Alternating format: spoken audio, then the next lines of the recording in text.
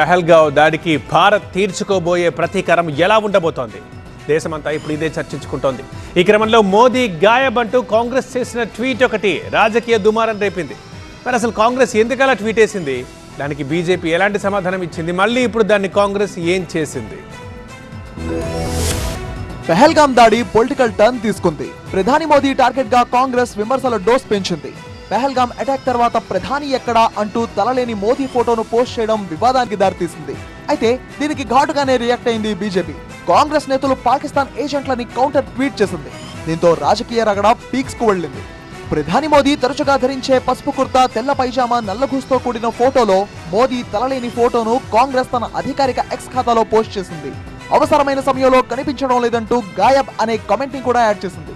పహల్గామ్ దాడి జరిగిన తర్వాత మోదీ అందుబాటులో లేరని, ప్రభుత్వం ఏర్పాటు చేసిన అఖిలపక్ష సమావేశానికి హాజరు కాలేదని కాంగ్రెస్ ఆరోపించింది. హస్తం పోస్ట్ పై బీజేపీ తీవ్రంగా స్పందించింది. కాంగ్రెస్ పార్టీ పాకిస్తాన్ తో కుమ్మక్కైందని, రాహుల్ గాంధీ ఆదేశాలతోనే చౌకబారు ఎత్తుగళ్లకు పాల్పడుతుందని ఆరోపించింది. ముస్లిం ఓటు బ్యాంకుల లక్ష్యంగా చేసుకుని ప్రధానిపై పరోక్షంగా హింసను ప్రేరేపించే ప్రయత్నం చేస్తుందని బీజేపీ మండిపడింది. దేశ సైనికుల ఆత్మస్థైర్యం దెబ్బతినేలా, ప్రధానిని అవమానించేలా మాట్లాడడం దురదృష్టకరమన్నారు కేంద్ర మంత్రి కిషన్ రెడ్డి. మన దేశంలో ప్రధాన ప్రతిపక్షంగా ఉన్నటువంటి కాంగ్రెస్ పార్టీ దేశ సైనికుల యొక్క ఆత్మధైర్యాన్ని దెబ్బతీసే విధంగా, ఈరోజు ప్రధానమంత్రి గారిని అవమానించే విధంగా ఈ విషయంలో మాట్లాడుతున్నారు. మరి ఈ రకంగా విమర్శించడం అనేటువంటిది సిగ్గుమాలిన చర్య అని సందర్భంగా గమనిస్తున్నాను. ఈ రకంగా కాంగ్రెస్ పార్టీ వివరించడము దురదృష్టకరము. ఈ దేశానికి కాశ్మీర్ సమస్య కావచ్చు, ఉగ్రవాద సమస్య కావచ్చు, కాంగ్రెస్ పార్టీ యొక్క 2 నాలుకల ధోరణి కారణంగా గత 77 సంవత్సరాలుగా భారతదేశం అనుభవిస్తూ ఉన్నది.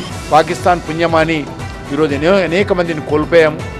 ఇంకా కాంగ్రెస్ పార్టీ దీనికి అంతటికీ కారణము. పహల్గామ్ దాడిని యావత్ దేశం ఖండిస్తోంది. ఉగ్రమూకను పట్టుకుని శిక్షించాలని యావత్ దేశం నిందిస్తోంది. ఈ క్రమంలో రాజకీయ విమర్శలు, దాడులు చేసుకోవడం అందరినీ విస్మయానికి గురి చేస్తోంది. పార్టీల అభిప్రాయాలు ఎలా ఉన్నా సరే, ప్రస్తుత పరిస్థితుల్లో ప్రత్యర్థికి అవకాశం ఇవ్వకుండా సరైన సమాధానం ఇచ్చేలా కార్యాచరణ రూపొందించాలి అన్న డిమాండ్లు వినిపిస్తున్నాయి.